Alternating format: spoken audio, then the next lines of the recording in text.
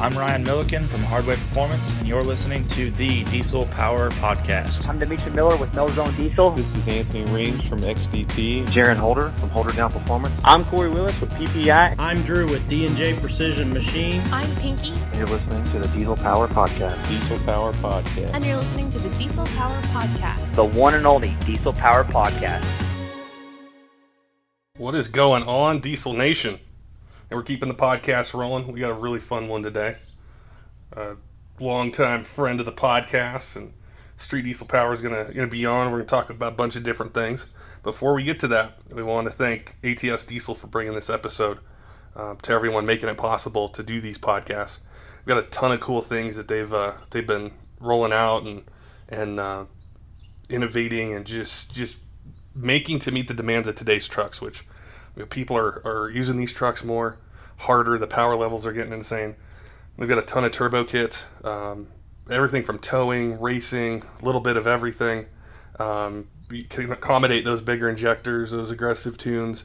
The Aurora Plus compound setup is really probably the most versatile kit that they have, where you combine your stock turbo with a secondary one and you get maximum EGT control. You can make tons of power with it. They bolt right on. They're not hard to install. So that's definitely a kit, especially in the summertime. Things are temperatures are warmer, towing your trailers, going outdoors, doing those sorts of things.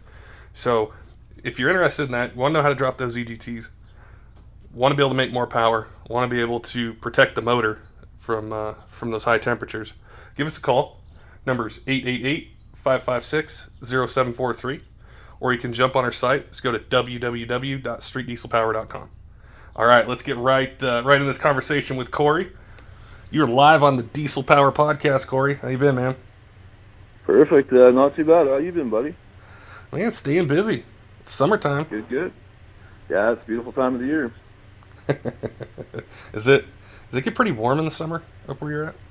Yeah, it does. It's pretty normal, actually. Like, we get pretty hot summers. Like, somewhere what you guys would call the hundreds. We get pretty averagely through the summer, but, we get best of both worlds here, I'd say. Probably get a ton of snow. Probably a lot more than we do, like here in Denver. For the most part, yeah. Like, the last couple of years, it hasn't been as bad, but we definitely do have some pretty serious snowfalls. Nice. Yeah, I've never been. You're in Alberta? Yeah. I've never been up there, but I've wanted to. I can't remember the name of the park. It's like a national park with, it's like the water looks green. Yeah, like Banff National Park. Yeah, I want to check that out. Banff National Park and Jasper, and they're both they're pretty similar, but yeah, they're some of the nicest places on earth, in my opinion. I've been keeping my eye out for your truck, man. It's still one of my favorite LMLs out there. Yeah, she's a looker for sure. She makes good power.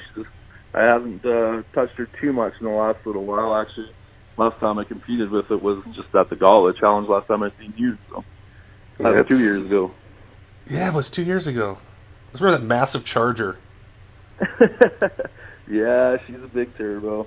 Kind of an idea. I mean, I was dealing with Tony Rizai and talking about using my 106, and he convinced me to go with the 118, and I'm happy I did. I've definitely had a lot of fun with it, but she's a little hard to play with in Denver, that's for sure. Oh yeah, elevation. It's so hard here. Yeah, it really is a big difference that a lot of guys don't take too seriously, but yeah, when like Diesel Power Challenge, or even like the Gauntlet, the ATS Dyno Day Gauntlet and stuff like that. Yeah. You definitely can tell, like, there's just a little bit of adjustment that's needed, or a lot of adjustment that's needed, kind of based on the setup. But yeah, exactly. It's a challenge. It definitely is a challenge for sure. It's not an easy game for anyone to play. What's funny is I know we've talked about a podcast for a while, and was it last week?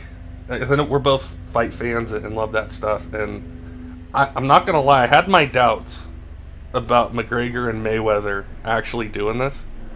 Oh, but once they announced, it's like, I got to talk to Cory. Yeah, I know, for sure. I honestly didn't think they were ever going to make it official. I just thought it was going to be kind of more of a hype train for Conor, and he would continue his MMA career. But the fact that they're actually doing it, it's crazy, that's for sure. How's it going to go down, man?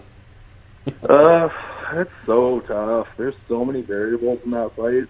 I mean, it is a boxing match. There's no question about it. So Mayweather is pretty much the best in the world, 49-0. There's not much you can say about it. But McGregor, he's a lot bigger dude, and he's got a nasty left hand. So I wonder. I'm torn. Mayweather he's on another level. I've been watching his fights for a really long time, and I actually despised him most of his career. Yeah, me too. But then I learned to appreciate the perfection. Yeah. And I just wonder if he's a little too old, maybe not quite as fast. And, but on the other side, I don't know how well McGregor is going to... I don't know if he has the skill set, per se, to just stand there and do an endurance race. A 10-round match or 12, or however long it goes. Yeah, I don't know. right. As an anti-McGregor fan as well, he's quite the runner sometimes in certain fights too, but I agree with you. Floyd Mayweather is unbelievable, clearly, and I don't know if McGregor can... I don't even know if McGregor can land. Like, he might be able to get a couple strides on him and land a shot, but, I mean, Mayweather's so in and out. It's so tough to catch that guy. Everyone's tried to do it. Like, some of the old battles he'd have, like, these guys that were, you had a big right hand or big left hand, they'd spend the whole match trying to catch him, and you just couldn't catch him. Yeah, exactly. I still think even with age that Floyd's going to have a significant speed advantage over Conor. Like, Conor's a much bigger framed guy. It's crazy though. I mean, there's so much different things that could happen in that fight. One other thing that people bring up is just the mental side of it with how Conor gets into people's heads, and I just don't know if that's going to matter with Floyd. I mean, their social media war, I think, has started already, which is hilarious. It might be the best part of all this. Oh, yeah. It's going to be crazy. And the thing about that war is, in the mental war of it, is Conor is going to destroy him in that. Like, I don't think I'm not saying Floyd's dumb, I just don't think he's intelligent enough to be in there with Conor on the chirping level. Like, I can't see it. I don't know. What is it? They fight in August? Yeah, I think August 26th. Man, they must have had this deal done before. They have to be prepped for it. Like, that's not that far off. Yeah, definitely not that far off. It sounds like from what Dana White from the UFC was saying, that it was actually like pretty smooth deal in negotiations between like Dana's side of things in the UFC and whoever Mayweather has representing them. I guess they were actually pretty professional and pretty set up already. So I think what's really cool about it too is not just the fight, but boxing has sort of fallen off. Like it. I don't know. It was something really fun to watch like 10 or 15 years ago, and now there's just like no excitement. So you bring in like UFC, which is incredibly exciting. It's popular. It's intense. There's like great personalities in it, and now you interject that into the boxing world. It might really help the boxing side of things. It might, for sure. It's definitely going to give more of a world view of it again to people. Like, there's going to be a lot of not even regular fight fans, period, on each side that are going to tune in and watch it. Do you think... All right, so if you had to pick who wins this fight, who would you pick? You know what, man? I've thought about this a lot. I'm not going to say I'm not fully decided, but I'm way more of an MMA fan, than I have been my whole life. Just for the MMA side of things, I want Conor to win. But if I was betting money on it right now, I would 100% probably bet my money on Floyd Mayweather. I'm kind of right there with you. I'm right there with you. I do like McGregor. I know, he's arrogant and he likes to talk and stuff, but I like that passion. That's what with sports, with everything. I'm driven. I like just that passion. So I would say 100%. I would like to see McGregor win, but my mind says you're not going to beat Floyd Mayweather Yeah. in the ring right now. Maybe when he's 50, but not right now. Yeah, maybe. I agree though. Like Conor is incredibly passionate and he is like a big talker and stuff. But I mean, he definitely has backed it up, like 100%. Even throughout his UFC career, he took like a lot of his fights were short notice fights where his opponent changed and all that stuff, and he had zero issues stepping in there going for it. So I give him props on that. But I think Floyd, even at 40 years old, is still too crisp of a boxer for Conor. Yeah, he'll just outpoint him and it'll go the distance. I don't think there's gonna be a knockout.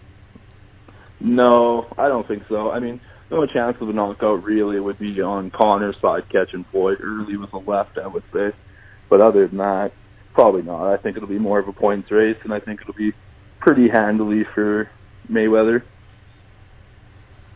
Man, you know, I was just thinking about too when we were talking about like the passion, you know, in sports is. I know you're a big Patriots fan, and you know I'm not. Yes, I definitely know you're not. But I do remember having a good conversation with you after the Super Bowl win this year. Yeah, well, that was the thing. Is I'm watching this game and I'm like, there's 28-3, right? And it could have been worse. And then all of a sudden, I start to see things, and I'm like, oh shit, this is how they come back. I've seen it before, and. Yeah. I gained like a newfound appreciation for that entire organization and even Tom Brady and Brian Belichick. It's actually just like what we were talking about with Conor. It's in the passion. It's you can't compare it to anything. It's there and that's what they live for. Like watching the videos of the Patriots on the sidelines was absolutely ridiculous. Like it didn't faze them at all. They were like, "Yeah, let's keep going, keep doing our job." And honestly, that comeback was ridiculous. You should have seen my phone at halftime. People were going crazy on me, and I refused to answer anybody because I wasn't going to count my team out yet for sure. But I'd be lying to you if I said I wasn't pretty hurt by halftime even. One of my other friends is a huge Falcons fan, and like he's been a lifelong fan, and it was like 28-3, and he's like, "Yeah, man, I'm getting ready to go downtown and stuff." I was like, "Enjoy it, man. It's really cool." Yeah. And I didn't text him for quite a while after that game. No, yeah. There's certain people, like I've got a couple buddies up here with certain sports, like you don't try and contact them for a week or two because they're still fuming on it. So. What's so cool though about the Patriots, and I never saw it, is like there's two things that I think really make them work. Is you have Belichick. And he is like this, he's just, for him it's logic, it's reason, it's steps, it's just, it almost seems like he's emotionally detached from what's going on. Yeah. And then you have like Tom Brady and some of the other players where like there's a raging emotional fire that they have. Yeah. And they've basically combined two elements, I think for any sport, even business and lots of other things, where when you can combine those two things, you gotta watch out because that's powerful. Yeah, exactly. I think with success, the biggest thing would be a big part of leadership, and having Bill Belichick lead anything to me, it's incredible. The guy, he's a mastermind. Like even the off season here, like people are just dropping their jaws at stuff he's done, the deals he's been able to make, the way the players, even on that team, like the big name players, will take less money just to be there because they know what it means, right? So yeah, pretty cool thing to watch in sports. Oh, they take these guys that are probably nowhere on any other team's draft board, and they turn into like Pro Bowlers and MVPs of games and stuff. Look at a guy like James White during the Super Bowl. Yeah. He didn't do much all season. He wasn't utilized much, and he was arguably, besides Tom, and you still could argue it, probably the MVP of the game. Yeah. Yeah, it is. I'm still amazed by that they actually won that game, and Tom Brady has 5 Super Bowl rings. Yeah, man. I couldn't talk for like a week. Like I lost my voice yelling at the TV. Had a couple buddies over, and they were all anti-Patriots at the start, and at the end they were just like, they couldn't, there's nothing they could say. They pretty much got up and left right away because I was just ranting and raving way too much. But yeah, it was an amazing game. Yeah, they're probably going to repeat. I can't see anyone else repeat. I mean, like, Tom Brady could probably win 2 or 3 more. Oh, I think so. I think Tom Brady probably wins at least 2 more. I think you're right, though. I think they repeat this year, possibly, although I'm not one to say it usually because it's just a jinx, but possibly even an undefeated season.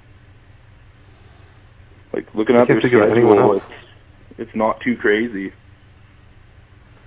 I mean, even to look at, like, I know before the season starts, there's, like, always a surprise team or something like that, but I don't know about Oakland. Oakland could be pretty dangerous, I think, in the playoffs. I think Oakland possibly gets 13, 14 wins this season. I mean, Derek Carr was obviously great last year until he broke his, fibula or whatever. And then, I mean, obviously that was crushed them, but now they got beast mode there. So, I mean, that's another huge addition to that team. So I've heard that you have a continental road trip planned. Yeah.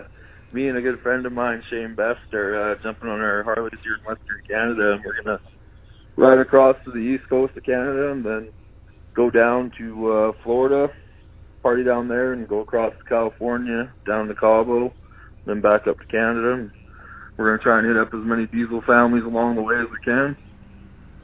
Yeah, there's a ton of them. Like from... Yeah, there's quite a bit. Like, literally within the first 2 days, we should be in there with Lon Miller and all them, and Paul Cato and guys like that. And then, yeah, just that whole East Coast is riddled with them. So, you know, like, to be able to do a cross-country, cross-continent trip, a lot of diesel guys out there doing that, and they do it for work. They're hot shotters, and they experience all the different conditions that are out there, from high altitude, high temperatures, to stop-and-go traffic in big cities. They're hauling trailers, cars, pretty much anything out there. And one of the things we hear the most is, my EGTs are getting warm. What do I do? Like, you got a tuner on the truck, maybe some aftermarket injectors, things like that. And it'll show itself really quick with a trailer behind the truck and going over varied terrain. And if you're looking to do that, you want to be able to drop those temperatures, still have the power that you need and that you want. Really need to look into an ATS turbo upgrade. Now, which one you need varies a little bit based on the power level of the truck. So if you're, just a mild tune, stock turbo's not quite doing it, the Aurora 3000 or 4000 really helps out as far as just being a bolt-on replacement, simple install to do that. If you have modified injectors, injection pumps, some custom tuning, modified CP3, things like that, the Aurora Plus and the twin turbo kits that they have do a fantastic job at bringing those down, but allowing you to still have fun with the truck, still have the power that you want. Everything comes in the kit ready to install. So all your hardware is there, the boots, the clamps, the downpipe, everything you need to do the job if you want in your driveway, in your garage, or if you're taking it to a shop, or if you own a shop and you want to put these performance parts on your truck so you can show your customer. Everything comes in that box ready to go. So if you're interested, need to get those EGTs down for the summer, give us a call. Number's 888-556-0743, or jump on our website at streetdieselpower.com. Or if you're on social media, you can just go on Facebook, type in Street Diesel Power. We'll pop right up, ask us any questions that you might have. But for Cory's going to be riding around doing this in his motorcycle. And you probably won't have the towing high EGT problem, but still it pops up with a lot of the listeners we have and a lot of our customers and fans as they're calling, they're emailing, they're wanting to do podcasts about how do I drop my EGTs and stuff. So give us a call if you think you need to drop them. If they're starting to creep up there, we'll make sure that you get taken care of. But we want to hear more about Cory and where he's going, what shops he's going to be stopping at, all the potential shenanigans that could be happening out there on this road trip. Yeah, it's going to be awesome. We've done quite a few big trips before, nothing quite like this, but you sure see a lot out there when you're out in the elements by yourself. It's a pretty good time. So you can party it up with with Ryan Milliken and the Hardway crew? Yeah, we've got some plans with Milliken and them down there. Who knows? Maybe he'll be off somewhere racing, but so far he says it's going to be a good time, and we all know how he is, so should be a pretty good time. I know Levon's got a feast waiting for us in Ohio as well, so pretty excited for that. Man, I'm envious. That'd be so much fun to do that, just riding motorcycles anyway, but then you get to see it all, and then all these places like you're friends with and and competed against and stuff, and get to hang out. Yeah, it's pretty sweet. It's pretty funny how I've said it a few times on Facebook that I was going to be making this trip, and how many guys from so many shops have contacted me and said, hey, we got a room for you if you need, or hey, let's meet up here and go for some drinks or whatever. So it's a pretty sweet thing. Yeah, I've seen. Well, I know a lot of diesel guys are Harley guys too. Yeah, exactly. Actually, funny enough, Milliken's been hounding me for the last couple of weeks incredibly hard every day about buying his bike. So gonna see what happens. But yeah, he's currently getting out of one right now that I want. But the guy is just crazy. Yeah, I'm sure there'll be some. The random messages he sends are just the most ridiculous thing if you ever pay attention to him online. So. I do. Yeah, I'll watch you guys go back and forth, and I'm like, oh man, they're in person, they're in Florida, the shenanigans are going to be on. Yeah, exactly. I'm looking forward to it for sure. You'll have to let me know when you go across Texas. I've never driven across it, but a lot of people who have told me it seems like it never, ever ends when you're going east to west. Yeah, well, up here in Canada, we've got Saskatchewan and Manitoba, and it's kind of the exact same thing. But yeah, I think Texas could be a little bit tougher just with it being so hot and stuff too. Oh yeah, I didn't think about that, but yeah, this is really, man, it's going to be scorching, especially like through like West Texas and New Mexico and Arizona and stuff. It's brutal. Yeah, exactly. I actually, unfortunately, had the experience of doing a rip from Los Angeles to Vegas on a pretty warm day 2 years ago when I was hungover, and I don't plan on ever doing something like that again. Couldn't get enough water in you. So. That's gonna be fun to watch on social media and see, and you have really cool pictures. Yeah, I'll definitely be uploading a lot of pictures, and it's pretty good for that kind of stuff. So it'll be a good time to get out there and see the rest of the world in North America. Heck yeah. We'll hope you have a safe trip, and we definitely need to sit back down and talk again when Mayweather and McGregor fight, see if we were right or completely and utterly wrong. If someone got caught with a hook in the third round. Yeah, exactly. If McGregor proves me wrong again, I might have to somewhat become a fan, so yeah. I don't really want to. But yeah, we should definitely have a recap episode. That would make sense, especially since the trip ends right by the time the fight does too. So heck yeah, we'll do that, and then we can have like our preseason, football predictions and stuff, and yeah, 100%. Let's see if my New York Giants. If my New York Giants can maybe meet up with your boys again in the Super Bowl. Yeah, it's very possible. Those guys seem to have our number a lot of the time. So. Yeah, I don't think this time they would. I don't know. Never know. Yeah, it's hard to say. But I'm going to go with that and say, yeah, they probably won't. I'll give them some credit. There's some skill on that team. Yeah, well, I'll make sure I do my research before then, get caught up on who was traded, how the mini camps and all that stuff went, and I'll have my homework done when we do that next one. Oh, I'm ready already, man. So you got to give me some time. Yeah, that's it. I can just sit there and say Tom Brady or Bill Belichick the whole time and win most arguments, I hope. When's the MVP? Tom Brady. Who's coach of the year? Bill Belichick. Won the Super Bowl. Patriots. Yeah. Patriots. Yeah. Yeah. I guess scores the most points. Have to do a recap if we go over those stats.